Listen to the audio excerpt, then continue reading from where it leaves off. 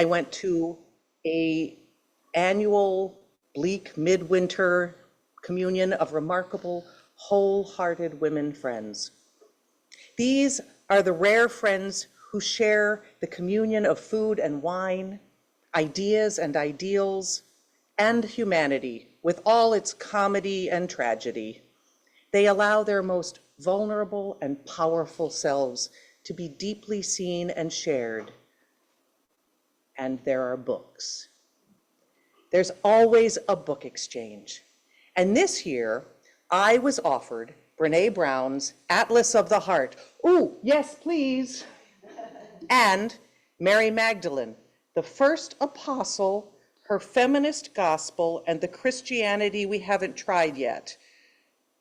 Yeah, no. I am not a Christian anymore, really. I'm not sure if I'm a feminist. I don't know. Yeah, well, only because it was recommended by one of these rare friends as changing her spiritual life, I took it. Even though I was pretty sure that I would hate it and probably not even get past the introduction. But instead, I found something incredible, a Christianity I had not known even existed. I am a Unitarian Universalist, proud wholeheartedly. But as you know, you can be a UU and have other spiritual beliefs or none. We allow and encourage the free and responsible search for truth and meaning. And that does not end when you sign the guest book and become a member. Winter, I think, is a really good time for reflection. And this winter, several of the sermons that the worship committee has put together support spiritual reflection. Here's mine. What do you look for in faith, secular or religious? I look for communion of hearts and minds and spirit. I look for belonging in a beloved community. I look for love and that love ethic Bell Hooks talks about. And I look for myself. I found much of that in the Episcopal faith I learned in my youth. There was much love, community, and communion, but gradually I noticed places I could not see myself, restricted places where I was excluded. And these places felt, like missing pieces in a jigsaw puzzle that maybe you don't really bother you until you've put it all together and stepped back to look and reflect on the whole. If Christianity is a 1,000-piece puzzle, then the Nicene Creed is the 50-piece junior version. It shows you which pieces are most important for belonging. And these are just a few. We believe in one God, the Father Almighty, maker of heaven and earth. We believe in one Lord, Jesus Christ, his only begotten Son, who for us men and for our salvation came down from heaven. He shall come again in glory to judge the living and the dead. We believe in one holy and apostolic church, one. We believe in one baptism for the forgiveness of sins. We look for the resurrection of the dead and the life of the world to come. I have been told by some of my dearest family with genuine love that I am a sinner and I am going to hell. Although it was, and honestly still is, challenging, I remain in loving communion with them because they are telling me what their Christianity tells them, right there in the Nicene Creed. And they pray for my soul sincerely and for the salvation which can only be granted by God and the Church. And only if I return the puzzle pieces that over the years I at first unconsciously and then surreptitiously removed from my Nicene Creed puzzle. The pieces that need to be there for them, but which spoil the puzzle for me. the ones that deny my own spiritual authority. Father, Lord, Judge, one church, sins, salvation. These pieces say to me that the divine is 100% external. The judge of my soul is external. All religious authority is external. And salvation, if I can earn it back, is for my beneficiary self, not my living self. Nevertheless, I baptized my only child in the Episcopal Church of my youth. I became a godmother and was even called to teach Bible school for a brief time. So I tried to put back all the missing puzzle pieces, and I did my best to teach what I knew. But it was then that I heard an angelic voice, which sounded a lot like Maya Angelou. Do the best you can until you know better. Then, when you know better, do better. And that is when I finally admitted that I just did not believe in Christianity with my whole heart and mind. And I knocked my faith puzzle right off the table altogether.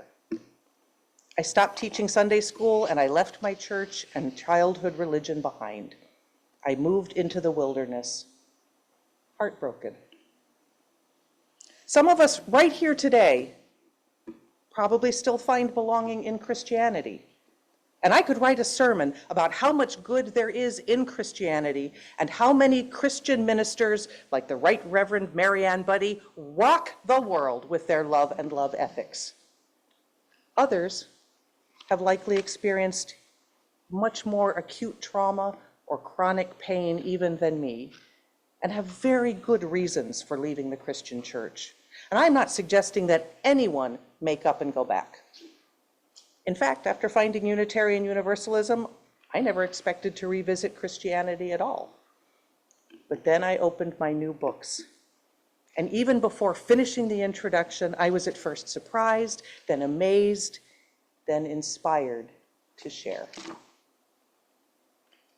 But a quick history first for anyone who might not know, or for me who thought I knew and realized I didn't really know. The story of Christianity is the story of the New Testament, and most specifically that the resurrection of the Jewish preacher Jesus of Nazareth is the central event for human salvation. Resurrection is the central event for human salvation. All of the Christian Bible was written decades to centuries after the death of Jesus, and none was written from first-hand experience or knowledge. The Gospels and Scriptures are ancient biographies. The book of Acts of the Apostles is the first history of the church. And history is always informed by the geography, politics, and sociology of the time in which it is being recorded, and often through the lens of the time in which the authors lived. The time during and after Jesus' life were times of unrest, persecution, and oppression from without, and even disagreement and dissension from within Christ movements. It was a chaotic, dangerous time to be a follower of Christ. During his life and the decades after his death, the stories of Christ spread largely from person to person as remembered and interpreted by the teller. So when scriptures were finally written down by different authors at different times in different places, there was not one unified story. And anyway, they were likely not written for historical accuracy as much as to record theological truths as the various authors interpreted them and to convince potential converts to join these early Christ movements. Then, in 325 AD, 300 years after Christ, church fathers at the Council of Nicaea hammered out the Nicene Creed to unify these early movements into one church of Christ. The four Gospels of Matthew, Mark, Luke, and John, the Acts of the Apostles, and other scriptures were chosen to be the canon of the New Testament, and others were left out. These other scriptures were as old and authentic as the canon, but they did not fit as neatly into the box the church had built. They threatened the cohesion of the faith message in the Nicene Creed, of the institution of one church with the authority of its leaders as the interpreters of the divine and the arbiters of our earthly qualification for salvation. And so about 30 years after the Nicene Creed, in 367, the Bishop of Athanasia of Alexandria ordered the monks to destroy all of the writings not specifically designated as canonical. In one fell swoop, the bishop erased history. He created the one and only word and established Christianity as a hierarchical patriarchy with the church as the authorized interpreter of the divine. This is the Christianity the church built, and we still have to this day. But thanks to some rebellious monks and academics, some of those other ancient Christian scriptures were not destroyed, but hidden beneath the Egyptian desert, in the markets of Cairo, and the libraries of ancient monasteries. And starting as late as the 1940s, and in the decades after, several of these ancient scriptures were found. Scriptures including the Gospel of Mary Magdalene, the Gospels of Thomas and Philip, of truth, the Odes of Solomon, the Thunder, Perfect Mind, and the Acts of Paul and Thecla. These lost scriptures were equally sacred and important to the early Christ movements before the church, and yet who among us has read or even heard of them? I had not. In the almost 100 years since their discovery, they are still read mostly by scholars. However, in 2012, a council of religious leaders and scholars convened at the Council of New Orleans, an admittedly smiling nod to the Council of Nicaea. They reviewed, discussed, deliberated, and then made a radical proposal to include 10 of the hidden scriptures as additions to the New Testament canon. They called the result a new New Testament. It doesn't sweep all the New Testament puzzle pieces off the table. It adds back some of the missing pieces to make the puzzle more whole again. And even still, these scriptural additions and the Christianity they would allow are not embraced or even known. In her book, Mary Magdalene Revealed, Megan Watterson suggests, we have been very aware of the masculine, linear, more rational story of Christ, but what we haven't heard and what we haven't been ready to integrate is the equally significant story of the feminine, the cyclical, the non-rational, of what waits for us within. Every nature, every modeled form, every creature exists in and with each other. This is the beginning of what has been recovered of Mary's gospel. Sounds like our web of existence, right? And it too is a potent and elegant way to describe love and belonging. It is the love that makes us all equal. It is the love that says, I am not separate from you. If we all exist in and with each other, then we are all inextricably connected. Everyone belongs. There is no stranger, no immigrant, no alien, no other. But as Brené Brown says in Atlas of the Heart, we have to belong to ourselves as much as we need to belong to others. Any belonging that asks us to betray ourselves is not true belonging.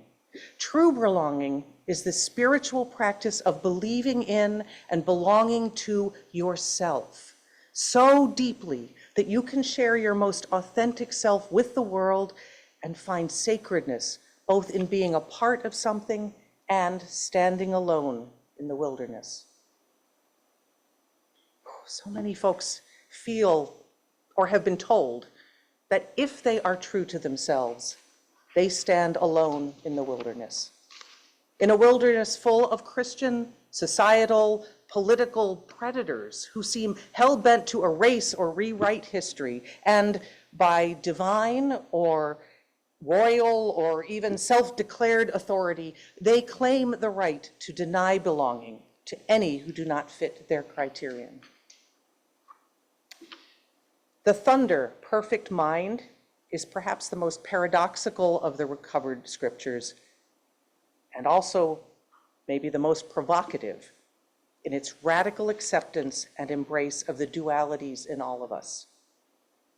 It's very long. I'm reading just a teeny bit of it. I am the first and the last. I am she who is honored and she who is mocked. I am a foreigner and a citizen of the city. I am the one who prepares the bread and my mind within.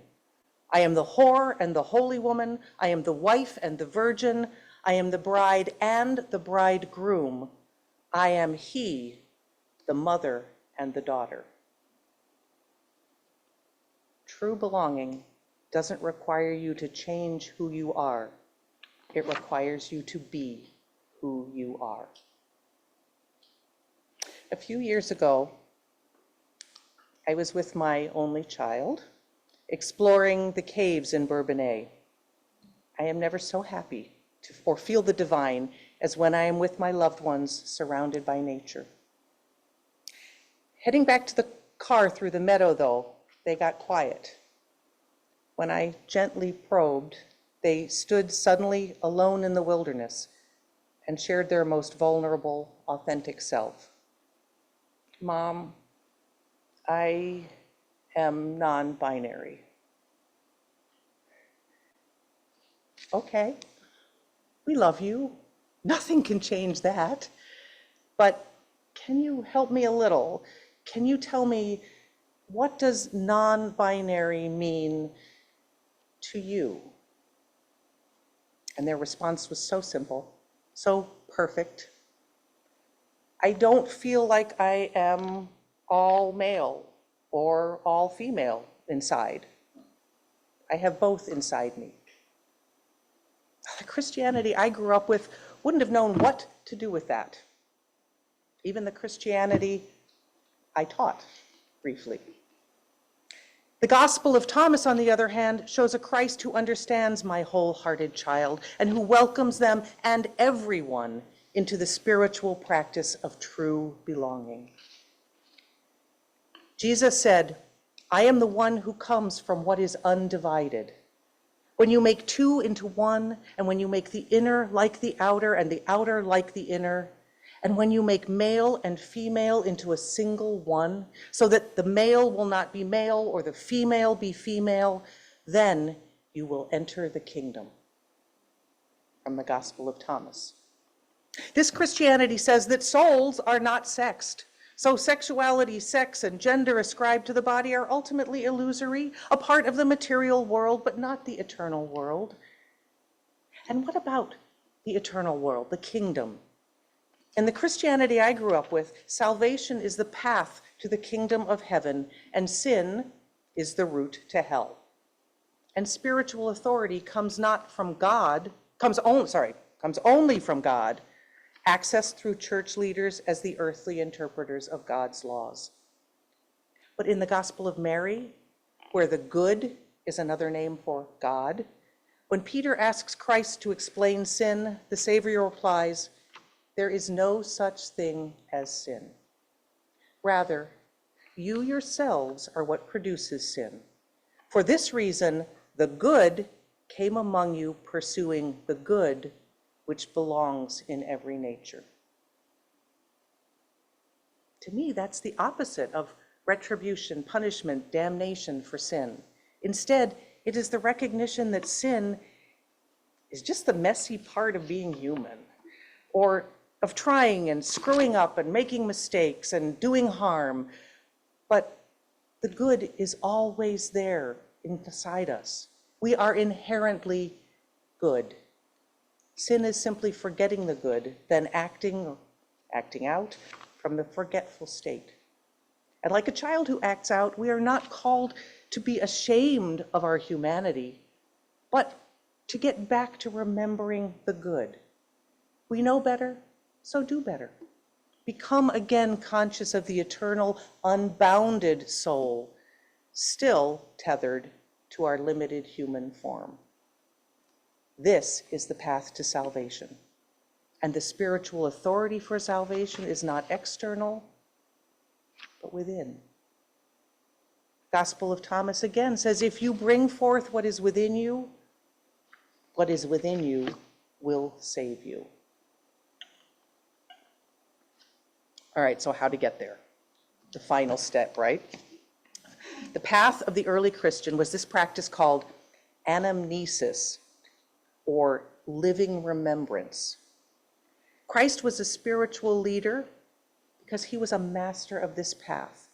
He showed his followers the transformational process of transcending humanity by remembering the love that is always within us and finding the path to reuniting our human self with the love, or the good, or God, or soul, or divine, whatever you call it, that is waiting inside for us to remember and return.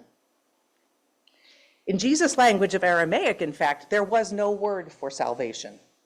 Salvation was understood as a bestowal of life, and to be saved was then to be made alive. And that could be interpreted as the resurrection of Christ from his human body, death, to life everlasting in heaven. But the Christ in the Gospels of Philip and Thomas say, you must awaken while in this body, for everything exists in it. The kingdom is already spread out upon the earth if we only have the spiritual capacity to see it. Resurrect in this life. We gain the capacity to see it by returning to the soul within, by seeing it with the eye of the heart. There are many ways to find and practice living remembrance of the love within us. Meditation, yoga, communing with nature, journaling, reading, cultivating love through service, living that love ethic. All of these and more are ways to walk the path of living remembrance. This Christianity does not write one prescription for salvation, but what all the lost scriptures agree on is that we are born both divine and human, and our spiritual goal on this journey on this earth is to recognize and integrate both parts of ourselves. And spiritual reflection is central to transcending our humanity and reuniting our human self with the good. Now, there is way more than what I said. Here's the book of the New Testament. Yeah. And there may never be a New Testament. I'm not even sure there needs to be, or that I would join this Christianity we haven't tried yet. But I like what this Christianity says and offers, and it has given me such wonderful reflection and a deepening and broadening of my spirituality. This is what I take away most.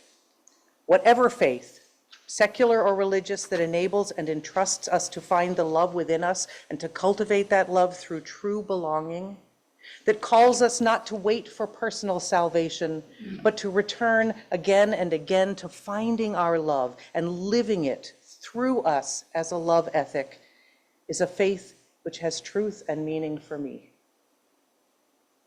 And I would say to my child, to my godchild, to the children I taught in Sunday school so many years ago, and to all of you, I know better. And what I know is there will never be a voice outside of you that is wiser than your soul voice within you. We all need guidance and support, not to follow someone else's truth, but to find and then remain loyal to our own. And if you ever know better, don't be afraid to do better. We are both human and divine, and our spiritual goal on our journey on this path is to recognize and integrate these parts of ourselves.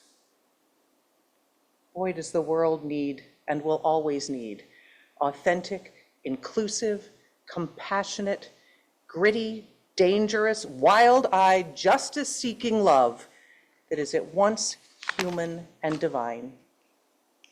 And there is always hope at the bottom of Pandora's box. Thank you.